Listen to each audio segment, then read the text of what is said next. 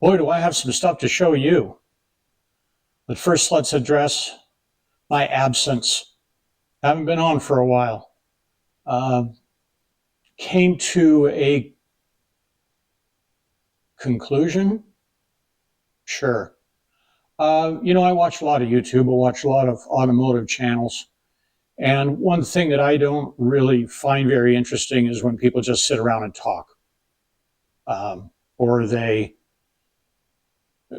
show you all the parts they bought, and then they show you the car going down the track or down the road or doing a burnout. They don't really show you the hands-on stuff. I discovered in looking at my analytics that my most popular videos, one in particular has over 10,000 views. Thank you very much for that. That's the kind of thing that keeps us going. They were tutorial. They were me actually showing you how to do something. It was the Weber carburetor tuning video.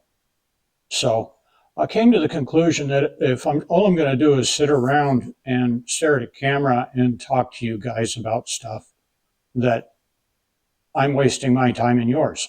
So let's take a minute and get caught up, and then I'm going to show you some pretty cool stuff.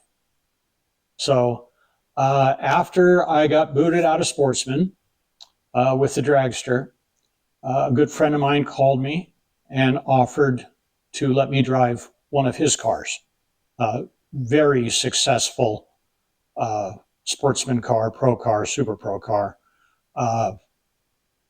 legal in all three classes. Phenomenal driver, phenomenal crew chief. His dad is just fantastic. Can't say enough about how good of a car they loaned me. Very, very grateful. And the plan was to see if I could do well enough in Sportsman that weekend, gain enough ground, get high enough in the points to where I could actually get on the team for Mission, which didn't happen. I did pretty well. I did win, but it was a double header. I only won one. I would have needed to win, or at least I probably would have needed to win or at least runner up in both of them to get on the team. So it just didn't happen. Fantastic. Won a little bit of money, got to drive a great car, made my summer. Then we fast forward to the finals. I had to go down to Pacific Raceways. I did some races for them, and I got on the Pacific Pirates team and went to the finals in the dragster. Win a couple rounds here and there, didn't do great. Did manage to do a cut of Perfect Light, so I got a beer mug, Perfect Light beer mug. I get all the way home. I didn't race the Race of Champions on Sunday, so we left Saturday. Sunday, the drag strip, not the drag strip manager, the president of the club that owns the drag strip, let's call him that. He messages me and says, "Hey, are you still on the property or did you go home?" I said, "Well, I went home." "What's up?" "Well, you need to come back. You need to bring your car back because the NHRA has given you an award." And I'm thinking, what? What, ugliest car, slowest car in Sportsman? What is it? No. How about best engineered vehicle of the Division 6 bracket finals? There was probably 500 cars there. Best engineered vehicle. So that brings us up to the end of September, and honestly, for the last month and a half, all I've been doing is either yard work or oil changes or working on lawnmowers or just boring crap. I do not want my channel to turn into me sitting around talking. I don't want my channel to turn into me taking parts out of boxes and than showing you how fast my car goes with all of those stuff. I want my channel to be me showing you how to do stuff without spending money. How to build a car on the cheap that'll hang. That's what I'm all about, not spending the money. So the L18 build, the Datsun L18 build, not going to happen right now. That engine is going to go on the shelf. The reason for that is because I sold the truck. Truck's gone. Don't have anything to put the L18 in. The L18, what I'd like to see it go in, I have the L18, I've got a bunch of hot rod parts, side drafts, big cams, all that. 5 speeds. I'd like to see that go in a MG Midget or a Austin Healey Sprite, Spridget, same car, something like that. So we're going to hang on to it, just not going to put it together right now. What I ended up doing was trading for, well, I ended up with 2 cars. Let's just say that. I didn't really trade for 2 cars, but I ended up with 2 cars. So now I'm going to show them to you. They're pretty good. Let's go. Well, it finally stopped raining. So let's take a look at what we got here. So the first car I got is a car that maybe a couple of you might recognize. Back when I raced a Pacific, I had some friends that were my pit neighbors, and this was the wife's car. And she drove this car for a few years. I raced against this car several times. And she actually, she did pretty good in it. I believe it made it to the winner's circle a couple times. So she's looking a little rough. But here's the first one. 1989 Pontiac Firebird. And it was a really nice blue. Unfortunately, it's got that 90s, 80s, 90s GM paint that peels off in sheets. Somebody's answer was to bomb can. You can see, you can pretty much rub right through it. It's got basically one coat of primer on it, and it just looks like crap, you know. So it's going to need to get cleaned up. It's going to need these stupid Formula rocker panels. This one's got a chunk out of it, like somebody tried to jack the car up. Those are literally $60 a piece, brand new on Summit. So I'll get a couple of those coming. The interior's not too bad.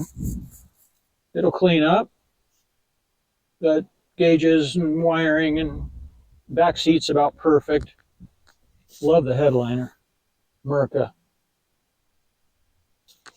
So, not terrible. Not a horrible car.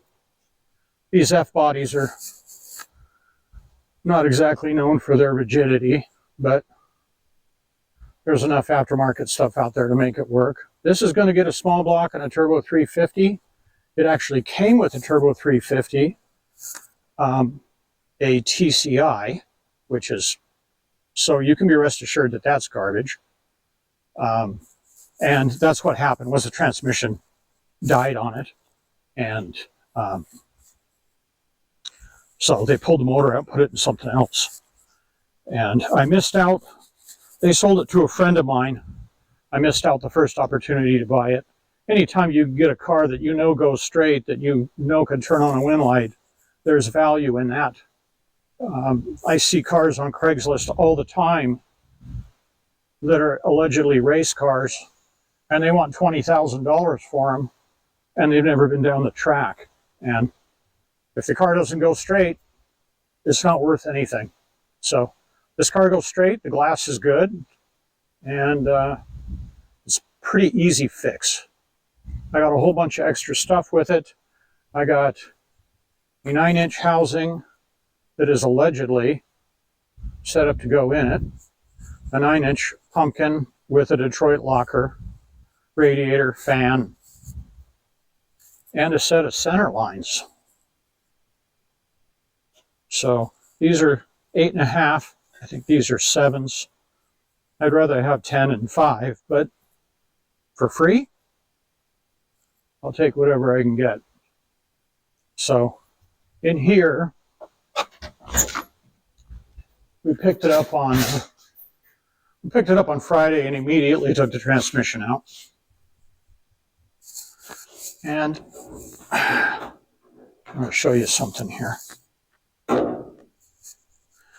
This is the transmission pan. And as you can see, it is absolutely full of metal. It is just full of metal.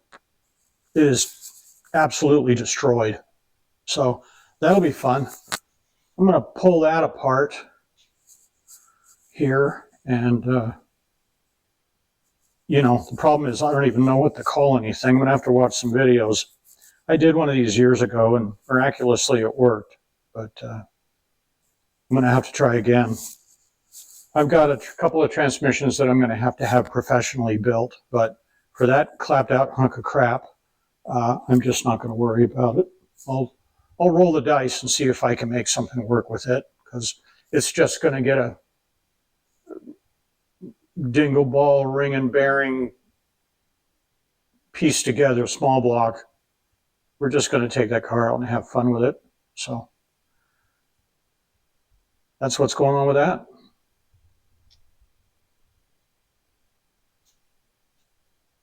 Okay, so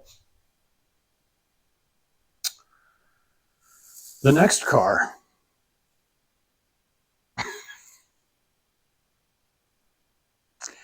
The next car was, drug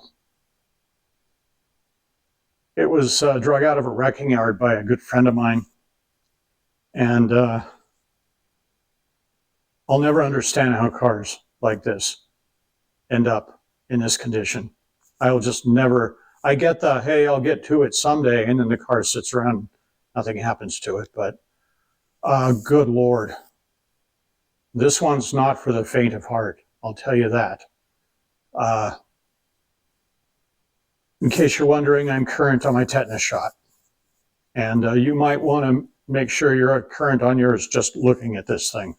It is an absolute tragedy. But we're gonna spend some time on it and have some fun and learn some stuff. And oh boy, here we go. 1969 Chevelle. Complete and total junk. It's originally a 307 two-barrel Power Glide car, and it is a raging pile of shit. Let me walk you down the good side. Okay? This is the good side. We'll just squeeze through here.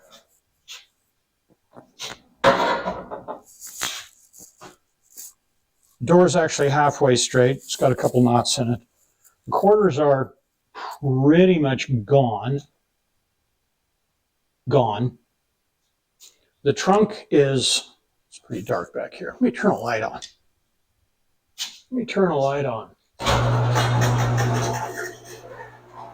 Otherwise known as opening the door.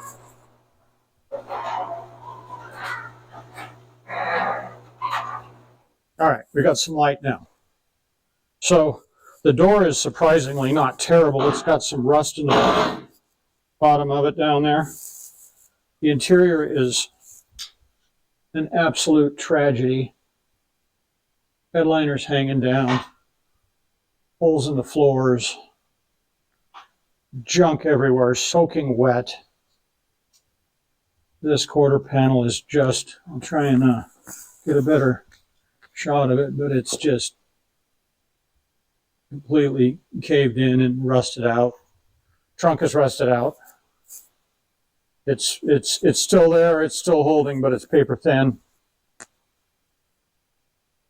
Yeah, she's rough. Got some rust around the back windows. It looks like some kids just broke the windows out of it, and then they just let it sit out in the rain. This quarter panel is toast. Complete toast.